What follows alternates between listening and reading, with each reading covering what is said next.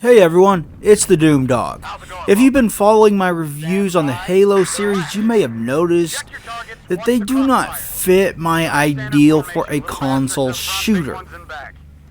While I really like a lot of the games in this series, none of them fit with all the criteria that I personally want out of a console shooter.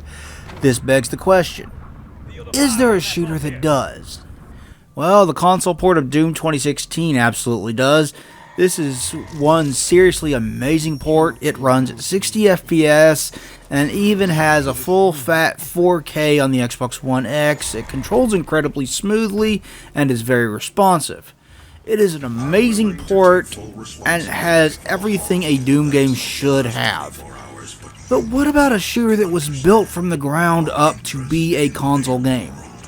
Well, there is one that springs instantly to mind. Resistance Fall of Man fits all the criteria that I ask for in a console shooter. Resistance was a launch title for the PlayStation 3 and an exclusive for the console. It was developed by Insomniac Games, and it brings their FPS experience from working on Disruptor with their unique and cool weapons that they had for the Ratchet & Clank series. The end result was the must-have launch title for the PlayStation 3.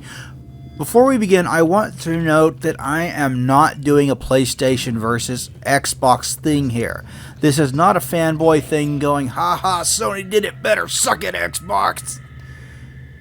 If I did not like Halo, I would not have spent ungodly amounts of time reviewing the series as I have. This is purely about finding a game that fits my idea of what I want to see in a console shooter. It is just so happens that a Sony exclusive fits that. This does not mean that it is better than Halo, and it does not mean that Halo is better than it. With that said, let us begin. It is well known at this point that the early years of the PlayStation 3 were rough. From the moment that they first showed off the original design for the PS3 controller, dubbed the Boomerang by fans, Sony had issues leading up to the game's launch, and the rather expensive launch price certainly did not help. PlayStation 3 will retail for $599 US. Sony needed at least one killer app at launch to sell the system. They turned to Insomniac. Insomniac was fresh off years of massive success with the Spyro games on the PlayStation and the Ratchet & Clank games on the PlayStation 2. They had built up quite a fan base and expectations would be high for anything that they would put out. What no one was expecting was for them to make a much more serious first-person shooter for their debut on Sony's brand new hardware. Maybe they should have because their first game was a shooter, but it was largely forgotten about by this time.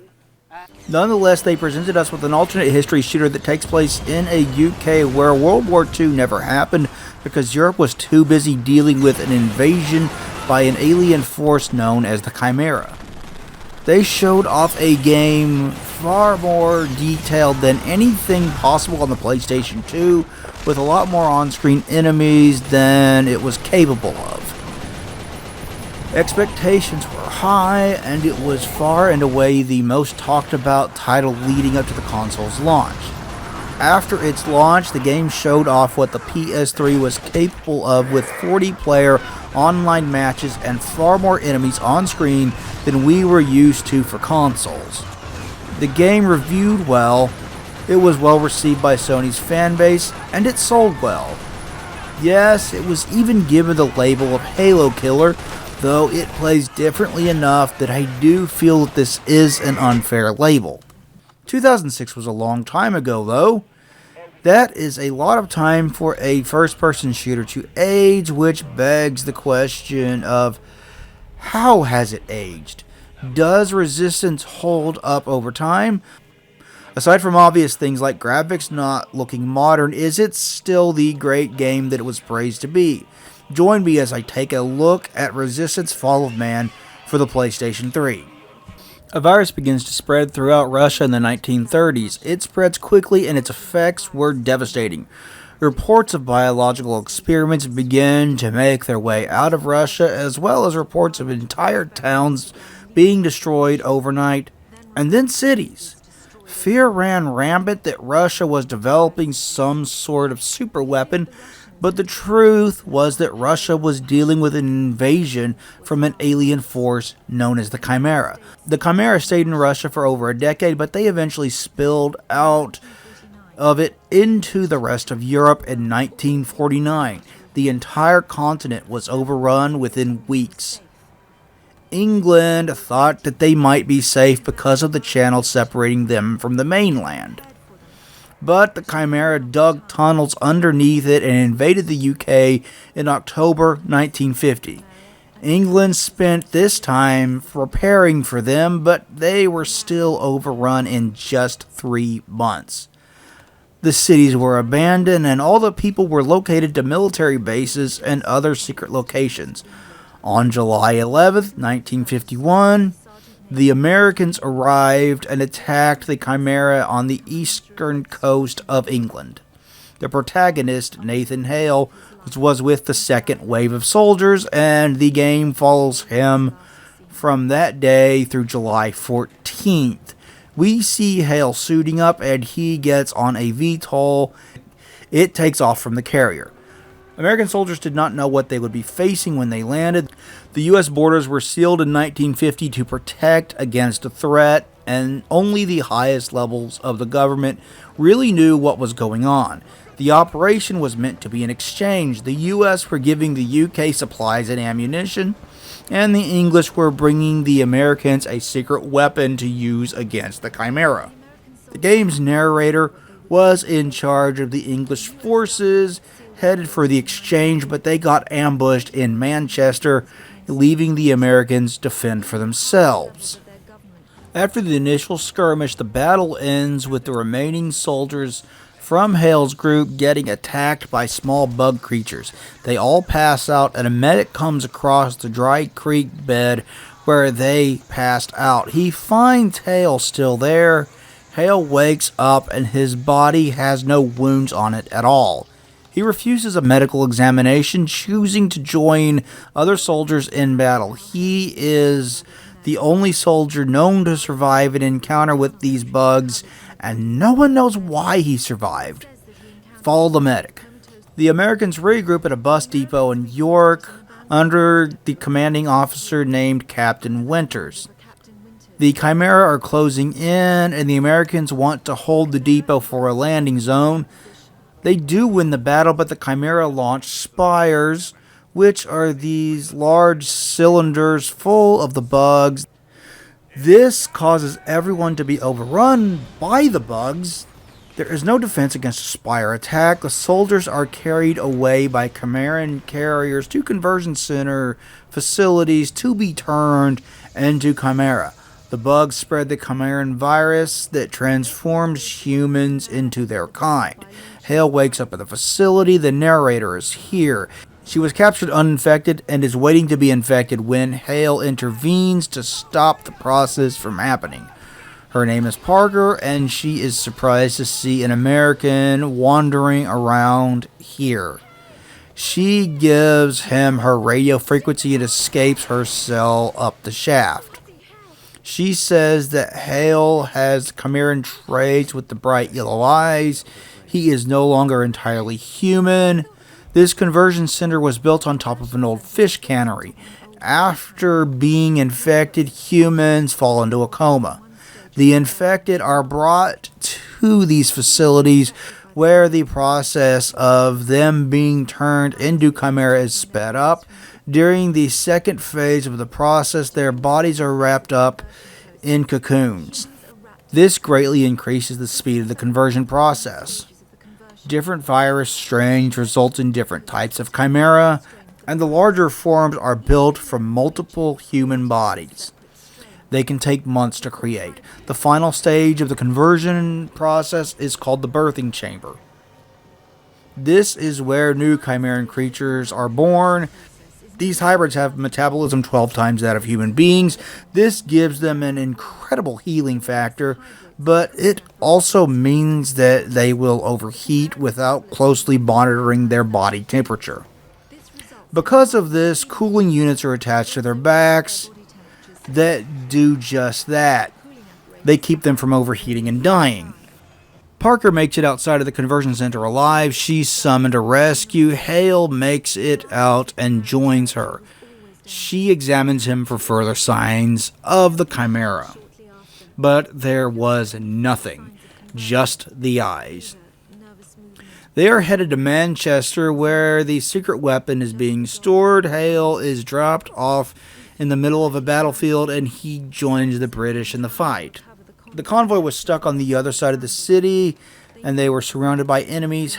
Hale and the others needed to rush to them as quickly as they could. They came across the Manchester Cathedral, which had been turned into a field hospital during the war. It was abandoned, leaving a lot of supplies behind, and it now serves as a breeding ground for lower forms of Chimera, such as the Leapers. A soldier calls out to Hale. A squad located the convoy, and stalkers are closing in on the area.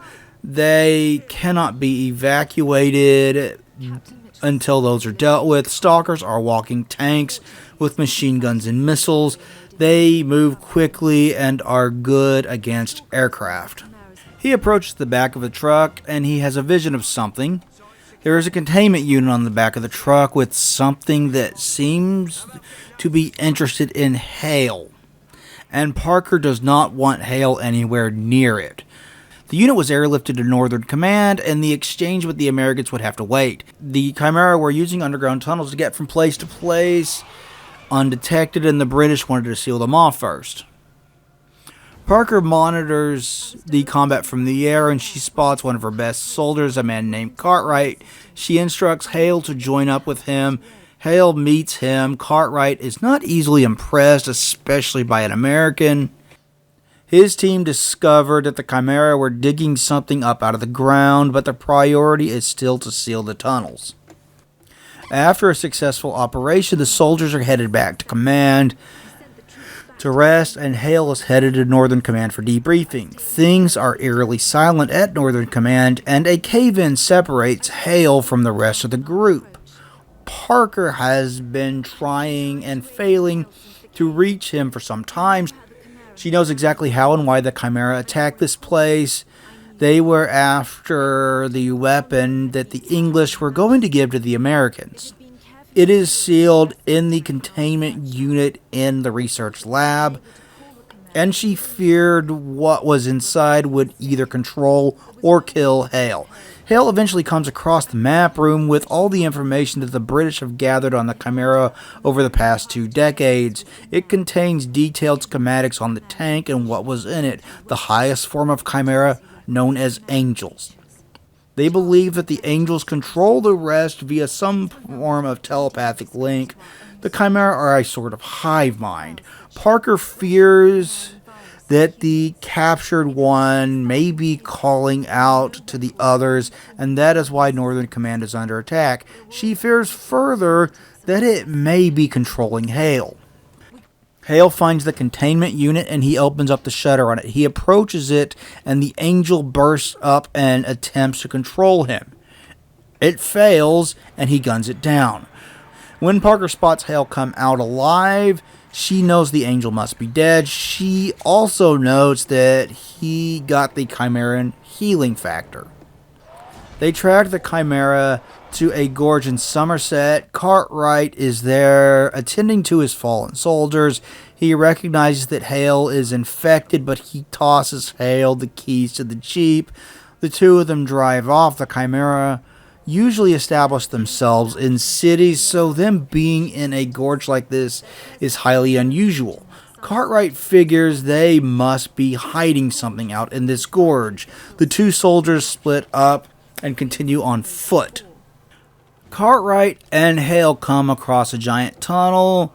Hale has another vision from an angel, but he assures Cartwright that he is fine. Hale does talk in this game.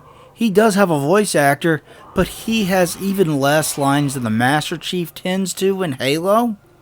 You would be forgiven for forgetting that he talks at all and for considering him to be a silent protagonist. For how little he actually speaks, he may as well be. The two come across a Chimeran tower in the gorge that was not built, it was excavated. This fact changes everything we know about the Chimera so far. This Chimeran construct has been here for so long that it was buried under rock and soil. This means that the Chimera were here long, long ago. This begs the question, did they come back to Earth or did Russia do something that woke them up? What drove them away in the first place?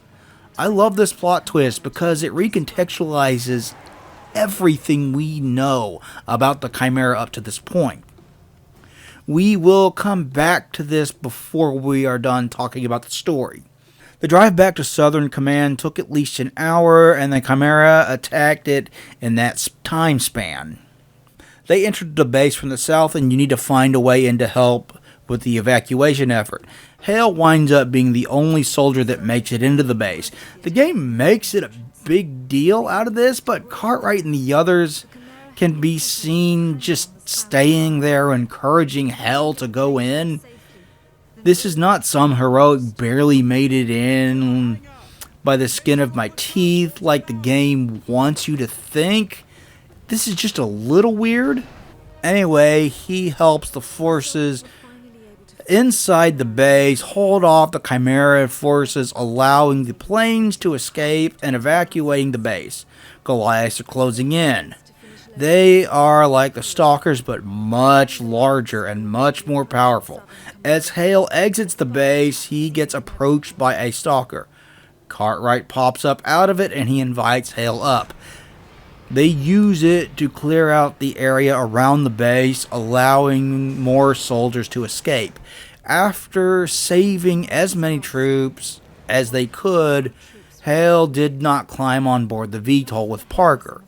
She saw him looking at a map that Cartwright had given him. It was a map of the power conduits for all the towers in the UK. Most of their links were underground. Hale elected to follow the conduit, which he did for miles, which led him to the tower that they had dubbed C3. The tunnels eventually led Hale to London, where it was snowing in the middle of July. He called Parker and asked if this was unusual, and yes, it is very unusual. It was a massive tower in the middle of the city, and Hale tells Parker that destroying it will kill the Chimera. She does not know how to destroy the tower, but she is able to get her forces together with the Americans so that they can launch an assault on it. Parker tells Hale to clear out a landing zone. He needs to take out some Stalkers. What the Chimera are effectively doing at this tower is terraforming England to be a more suitable climate for them to live in. We know that they have an extremely high metabolism that will cause them to overheat. They need to keep their body temperature under control for this to occur. It would be much easier if you are in an extremely cold climate. They may be able to survive without the cooling units in such weather. They would thrive in cold weather. This begs the question of when this planet was habitable for them. When may Earth have had a good environment for the Chimera? Could they have been here during the Ice Age? That would certainly explain why the Chimera towers were built so long ago that they had to be dug out of the rock. This game in specific does not provide an answer, but it is food for thought. That would mean that the Chimera were here before mankind as we know it. If that is the case, how strong is their claim to the planet? Interesting twist from a world building and lore perspective. Hale finds his way outside, and the planes try to drop off a tank for him to use. They get attacked by a Stalker, and you need to deal with that first. Wait, I thought we already knew that Stalkers were here, and that is why Hale needed to clear out a landing zone? I get that the tank would help with that, But that just seems like the British Army is doing something out of order in this case. After you defeat the Stalker, they do drop off a tank for you to use, and Hale uses it to go after more Stalkers and other Chimeran forces. The combined forces of the American and the British attack the Stalkers. The entire city is covered in snow, and something in the tower has been terraforming the UK. Tanks close in on the towers, and the Goliaths close in from behind. The bridges need to be destroyed, stopping the Goliaths from getting to them. Hale and the other forces need to help fend off the Chimeran forces while the bridges are rigged with explosives. The first bridge blows up, and Parker tells Hale to meet up with Cartwright. The battle is not going that well overall because of the sheer number of Chimeran forces that just keep pouring out of the tower. The Goliaths are closing in from the southern bridge, and the team that was supposed to destroy them is not responding. Parker fears a Spire attack, and she wants Hale to finish the job at the southern bridge. Leave it to Hale to do everything here, right? How did they ever get anything done without him around? As the Goliaths are crossing the bridge, Hale blows it up and Cartwright arrives. Join him and chase after the one Goliath that did make it across. When Hale and Cartwright finally made it up to the tower, he is shot and injured. He elects to stay behind while Hale goes up into the tower by himself. Again, what would they do without him? The Chimeran forces are overwhelming the combined US and UK forces outside of the tower, and the only hope left is that Hale finds a way to destroy the tower. Hale eventually reaches the top of the tower where he fights off the Chimeran forces while attempting to destroy the rods in the reactor at the top. He gets to the control booth in the tower to lower the shielding protecting the rods. When they are down, he shoots and destroys the rods, causing the tower to overheat and explode. It starts blowing up as he tries to make his escape. Parker flies in to rescue him. She is forced to fly to safety as the tower blows up without any sign of him. Chimera all over the country start writhing in pain, and they drop dead within minutes. And she theorizes that they could not handle the destruction of the angels. All the towers in the UK start to fall as well. Parker and the others begin to search through the rubble, and they try to reverse engineer Chimeran tech, which only deepens the mystery of the Chimera. They find 921 people hidden in bunkers and basements, including 78 children. Hale's body was never recovered, and he was listed as killed in action. Parker did think she heard his voice over the radio shortly after the explosion, so she clings to hope that he is still alive. After the credits, we see Hale walking through a snowfield by himself. A VTOL lands in front of him, and a bunch of black-clad soldiers hop out and surround him. He grips a grenade, but thinks better of it. He drops it and climbs into the VTOL with them. They fly away. A keen eye will notice that you have seen these uniforms before, as you come across multiple dead soldiers dressed exactly like this throughout the game. There is either Morse code or a message where someone tries to contact the soldier with every single body as well. That is the story of Resistance Fall of Man. It is pretty clear that this game's biggest focus is in being a good first-person shooter. The story is very light on character development, and that would make it forgettable in the eyes of many. This is not a character-driven story. Hale barely speaks, and none of the other characters really have character arcs. The lack of character development is just as big of a problem here as it is with the Halo series. Having said that, it is big on sci-fi concepts with a couple of really cool twists. The Chimeran towers being dug up from the ground really puts a new perspective on them, and the terraforming London is a good twist as well. This is much more of an event-driven alternate history sci-fi story. In this regard, it does work pretty well. What this game and this series as a whole does really well is its lore and world building. There is a lot of lore spread throughout this game, but it doesn't just spoon feed all of it to you. You have to look at the world around you and read the various documents that you find to get it all. This is a style of storytelling that is hit and miss with people. Some people want it all just to be there for you, and some do not mind doing a little digging.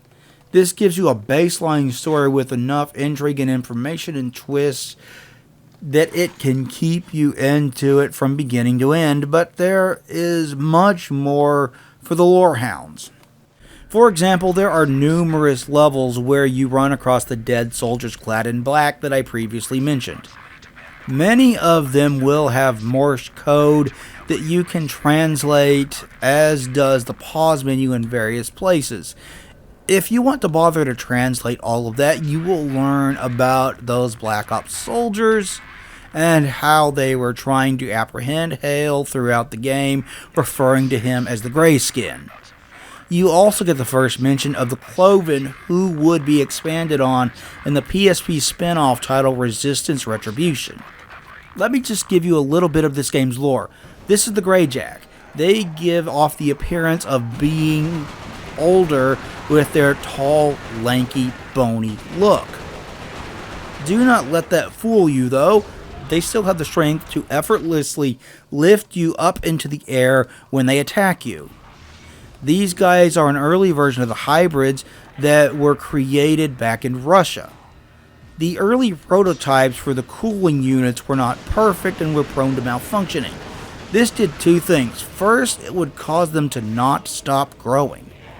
The end result of that is the tall, lanky look. Second off, it caused them to not be cooled properly.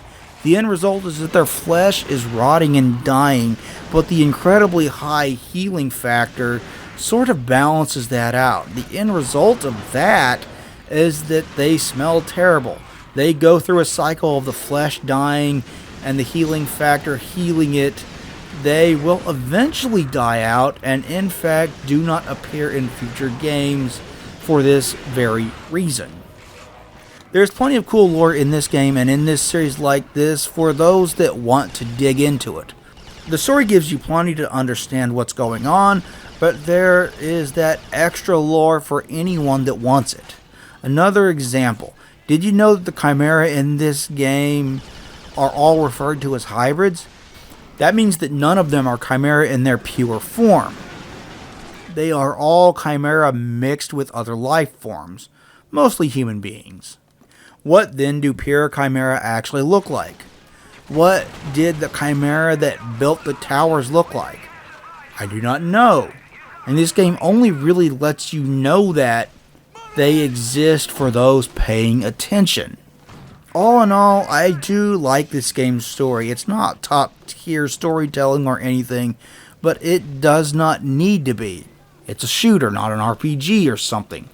But it does share one thing in common with Halo, and that's that the lore and the world building is the best part. It is excellent here, and it would continue to be excellent moving forward.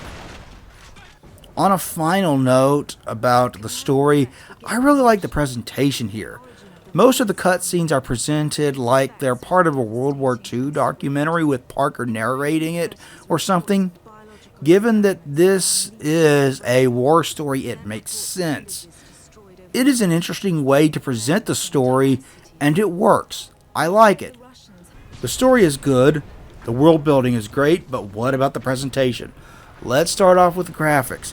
Judging the graphics of an older game like this is always a challenge.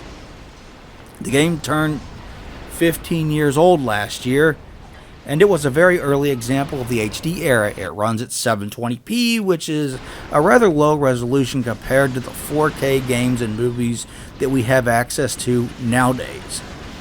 It is now considered the lowest end of high definition.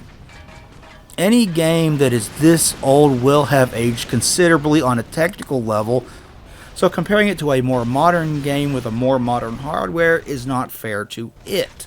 Having said that, even by the standards at the time, it was not top of the line. Gears of War came out that year.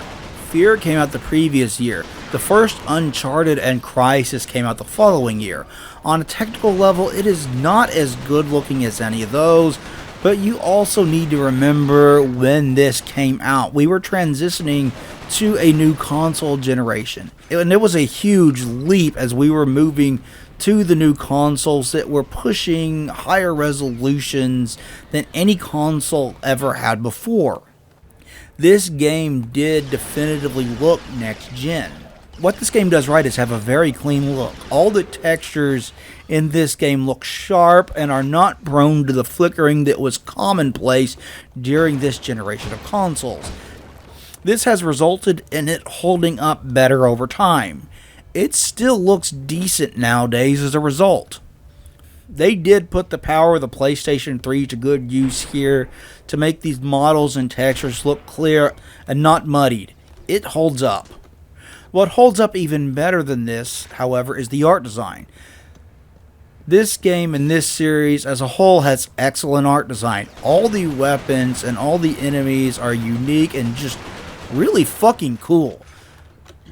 Despite the wide range of creature types that you fight over the course of the game, they all look distinctly Chimeran.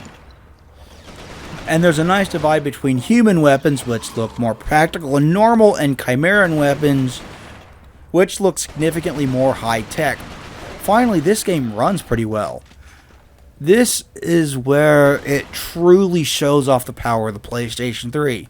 This game puts a lot of enemies on screen with a lot of moving parts all at once, and it does not tend to experience major frame rate dips. It is pretty steady, and it feels smooth to play as a result. This showed that Sony's new hardware could have a ton of moving parts on screen all at once, and it could run it well.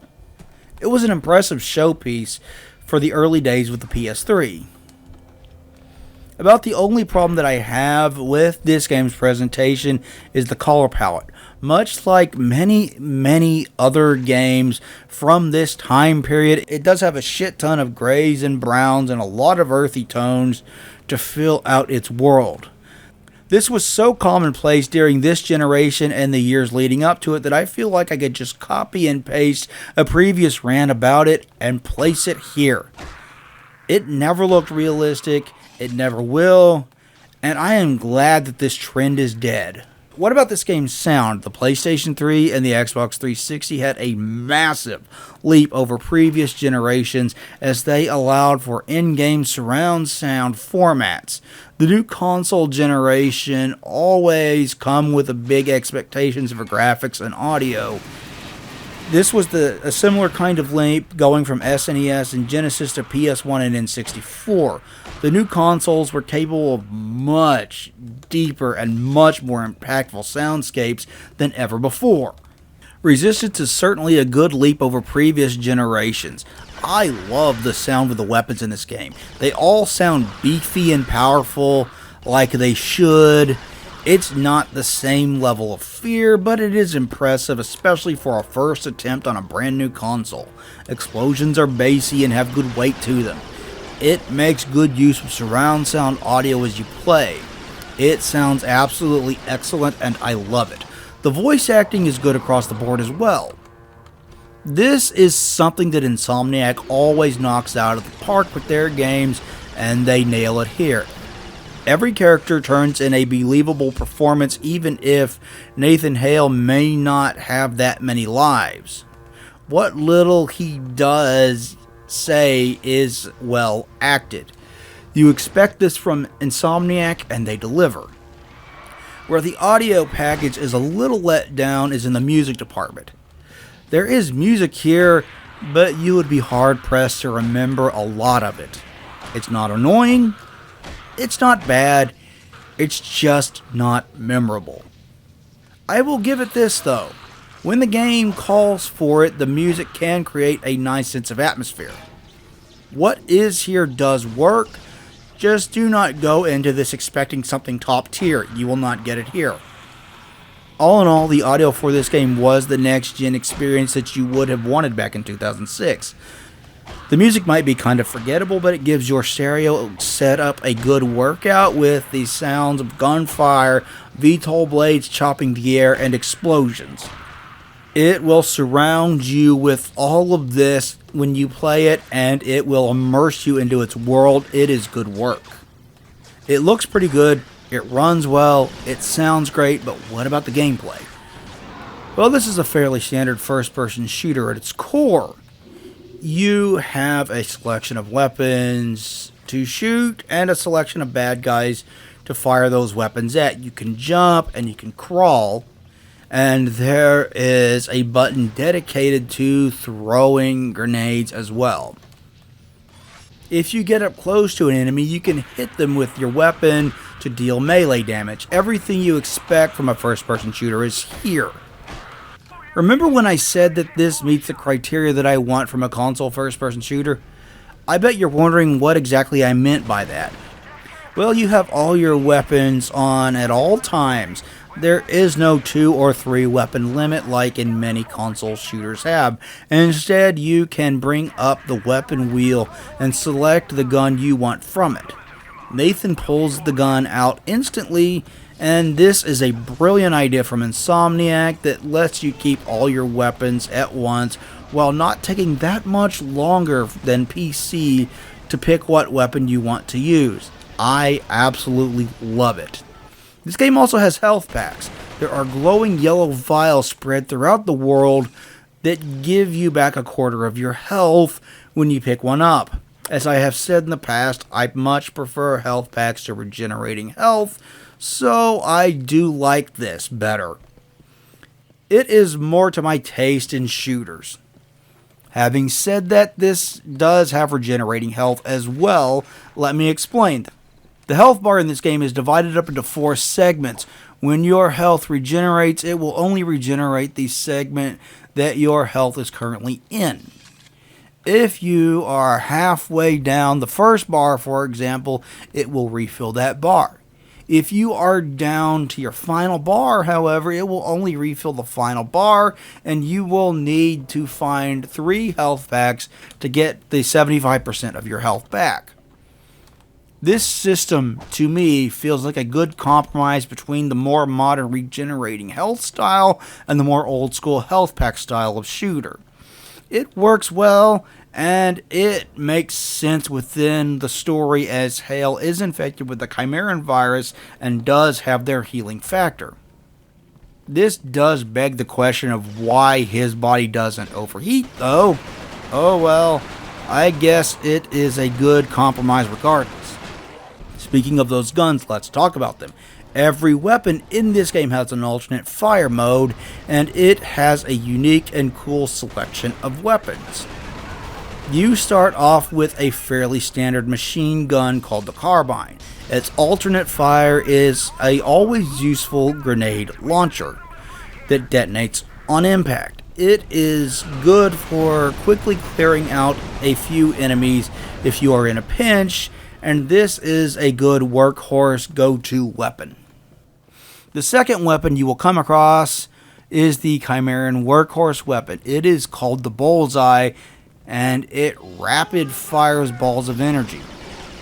The secondary fire launches a target at the enemy, and your bullets will fly wherever the target is fired. You can use this to remain in cover and to take out enemies from a safer position. It is awesome. I love it. You can also dual wield machine pistols called Reapers. I will talk about this more later, but they will only be available to you on a second playthrough of this game. These are rapid firing pistols that you can dual wield. They do nice damage, and they have a lock-on feature as well. They are a fun weapon to use. What would a good first-person shooter be without a shotgun? Resistance has a good one called the Rossmore. It is great at close range and will tear through enemies that need to get up close in your face to melee you. Pull this out against leapers and tear right through them. The alt fire fires 2 shells at once for double the power. The Auger is one of the weapons that this series is known for. and it fires large balls of energy that are a bit slower moving than the bullseye, but they can move through walls. They are also more powerful as they do. Learn to use this weapon. It is your friend. Its alt fire creates a wall of energy that protects you from incoming fire, but it can be a little difficult to effectively use as enemies do move around a lot. Another FPS staple is the sniper rifle, and Resistance has a good one. It's called the Far Eye. Ammo for this thing is a little limited, so pull it out when you need it. It is very powerful, especially if you land a headshot with it.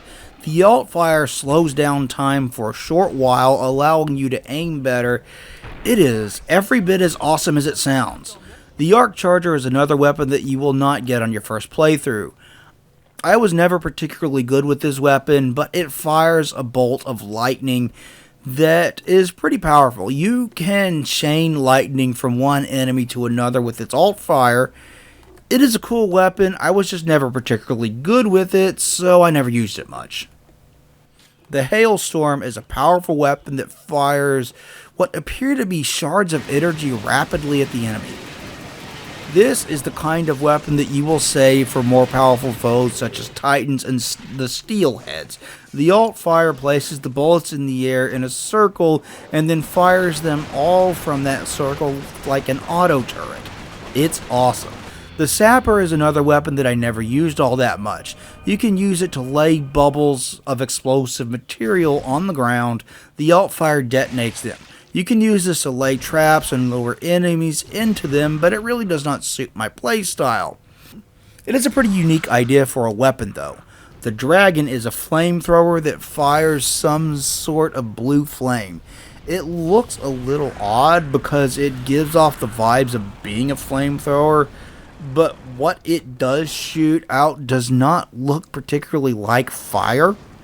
It is a very powerful weapon though, and it makes quick work of many enemies such as the Leapers, the Greyjacks, and the Hybrids. You do not get this on your first playthrough. The Lark is a rocket launcher. It is the most powerful of the human weapons as you would imagine. Ammo for this is limited, so you want to save it for tougher enemies like the Stalker, the Titans, and the Angels. Try not to mess with it. It packs a powerful punch upon impact as a good rocket launcher should. Finally, you get the Splitter. This is the last of the weapons that you do not get on your first playthrough. This fires a series of projectiles that deal a good amount of damage to enemies. The alt fire can cause the projectiles to spread out and hit a wider range.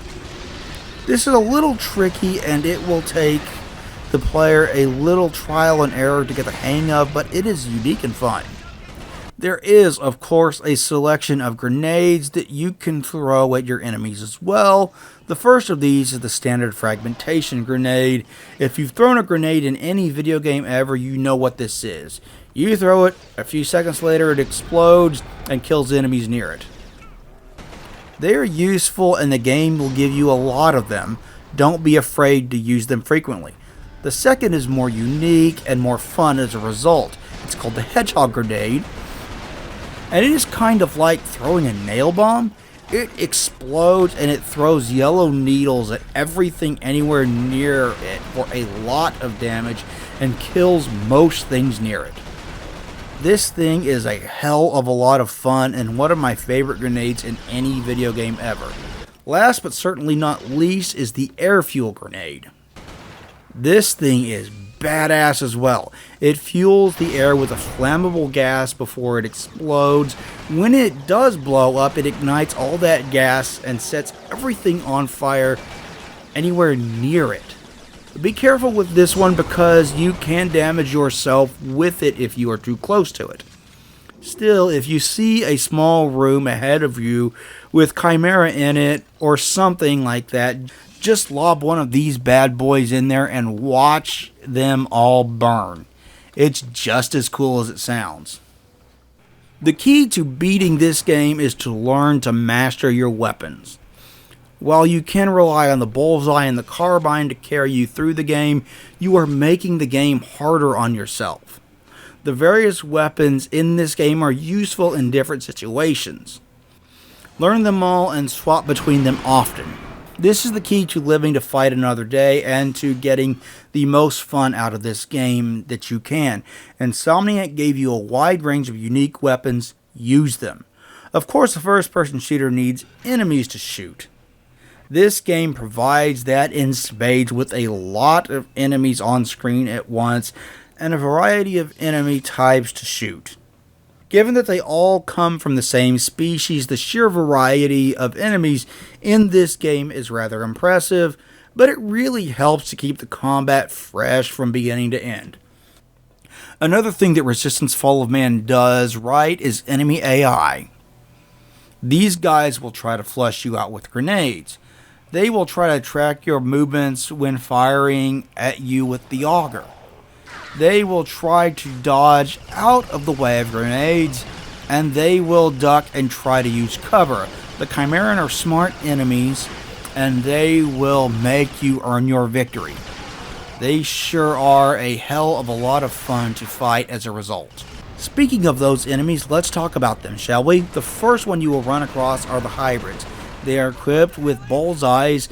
They are the standard foot soldiers. They are not that hard to kill, but they are smart. Be on your toes with these guys to make sure that they do not get the best of you. The leapers are small and fast. They crawl on the ground and attack you in numbers.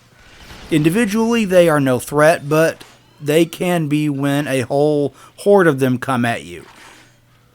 As the name implies, they leap at you to attack you, so try to keep your distance.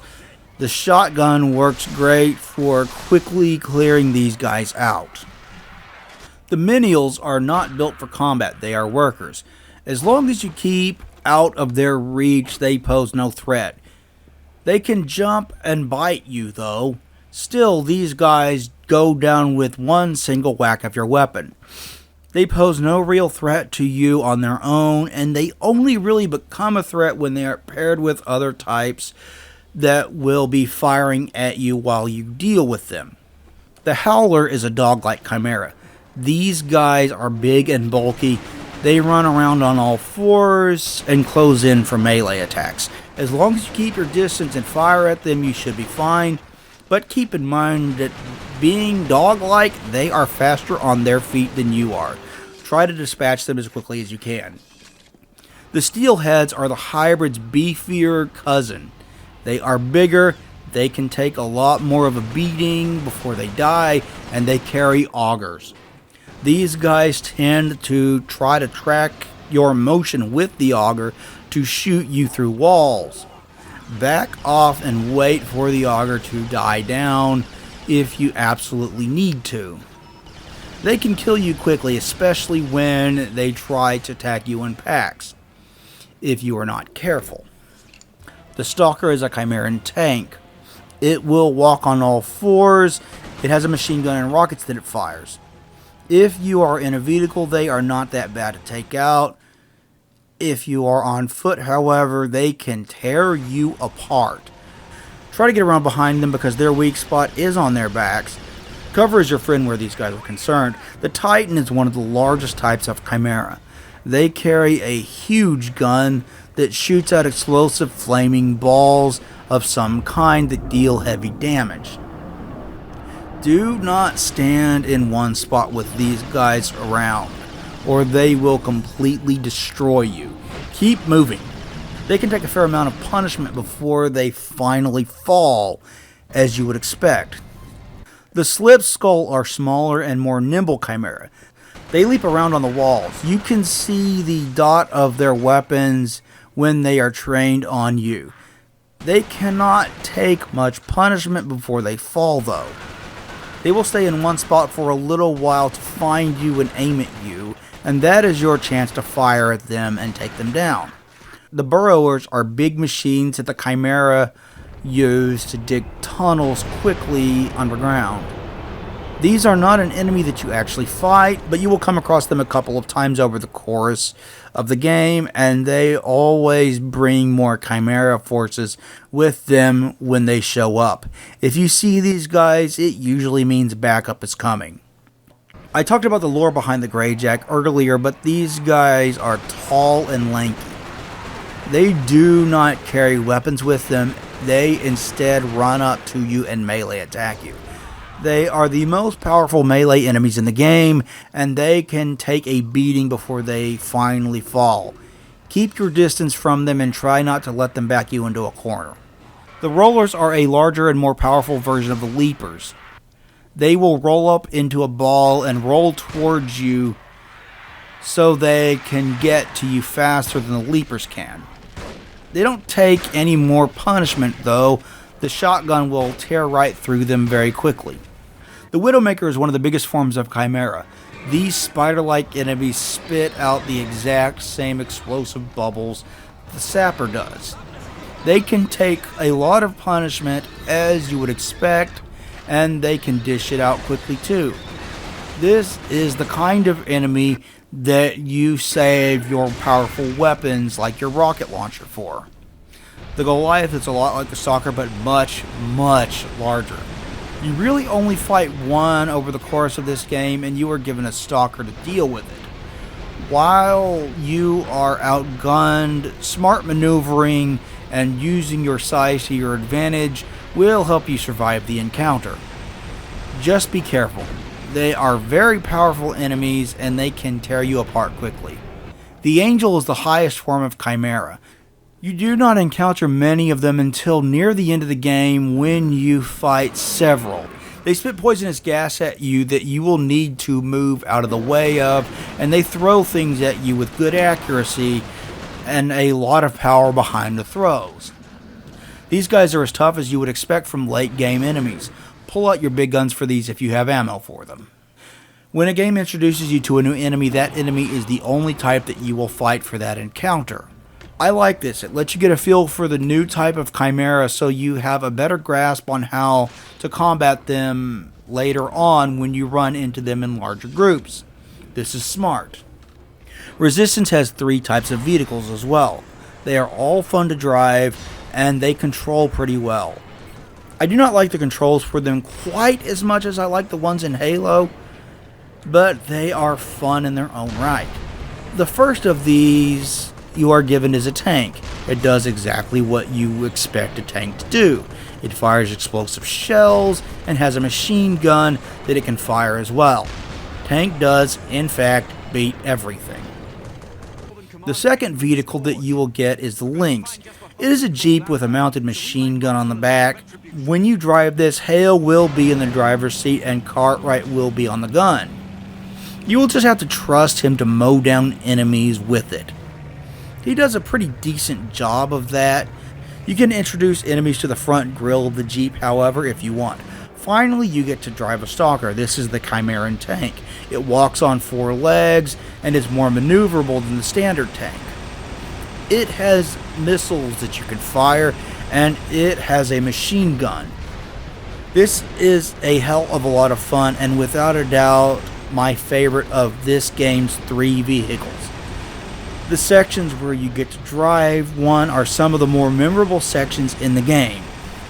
Resistance does a decent job of giving you a variety of environments to fight in as well, to help it from feeling repetitive. You will fight through open fields, underground tunnels, across docks, on the water, through the Chimeran structures, and through human buildings as well. It never feels ultra repetitive as a result.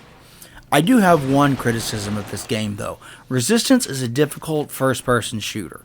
I do not have a problem with that.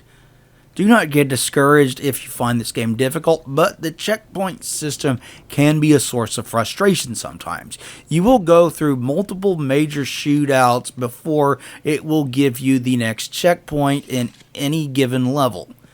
It does drain your health the entire time. Maybe this is just it being a product of the time, but they feel rather infrequent and it can be irritating at times. All in all, this game plays extremely well to this day. The enemy variety is excellent. It has one of the best weapon rosters in the history of video games. Shootouts with the Chimera are very intense and a hell of a lot of fun. Vehicles control well and are fun to use. The varied environments with the vehicle sections sprinkled in really help it not feel repetitive. It is a joy to play for the entire 10 to 12 hour runtime. Does it have replayability though? Unfortunately, it does not have as much as it once had. Resistance had an awesome multiplayer mode with up to 40 players on a map at a time. It was chaotic and a lot of fun, but the servers were shut down long ago. You can no longer play it online, and this does harm the game in terms of replay value. Having said that, this game does give you new weapons to use on a second playthrough. You can get the Dragon Flamethrower, the Reaper Machine Pistols, the Splitter, and the Arc Charger only on your second playthrough of the game. The base weapons collection is nice and more than enough to get you through the game, but this is a nice incentive to play through the campaign again. This game also has a split-screen co-op mode. You and a friend can sit down and play through the game together, and it is even more fun with a second person, as most things tend to be. It also has collectible intel documents that you can find throughout the game as well. These will give you more lore on the various creatures and weapons, and finding them gives you even more reason to play through a second time. More than anything, I think this game gets replay value just from the fact that it's a hell of a lot of fun to play through. I have beaten it 4 times over the years, and I know I have not beaten it for the last time. It is just an absolute joy to play through. That alone gives it plenty of replay value for me. You probably worked this out already, but I like Resistance Fall of Man a hell of a lot. I think it is a masterful console first-person shooter. I think it is one of the best shooters ever made. Between its awesome lore and world building, its wonderful art design, its excellent soundscape, its cool as hell weapons, and its awesome and smart enemies to shoot with those weapons, Resistance stands the test of time as a must-play for any FPS fan. I highly recommend it, though I will admit a slight bias because, as I described, it does fit my personal ideal for a console shooter. Hey, Insomniac, I know there's no chance of you ever seeing this, but how about a remaster of this trilogy? Think about it. You could get all 3 games running at a rock-solid 60 FPS. You could get the multiplayer back online. You could get high-res textures, and you could have it running at full 4K with ray tracing and modern textured filtering to make it look sexy as hell. Think about it. Thank you for watching. I hope you enjoyed my retrospective look at one of my favorite PlayStation 3 games. What do you think of Resistance Fall of Man? Do you love it like I do, or did you not enjoy it as much? Let me know in the comments section below. If you could share this video, that would help me out a lot as well. Be sure to subscribe and ring the bell to get future notifications from this channel. Talk to you later, everybody. Doomdog out.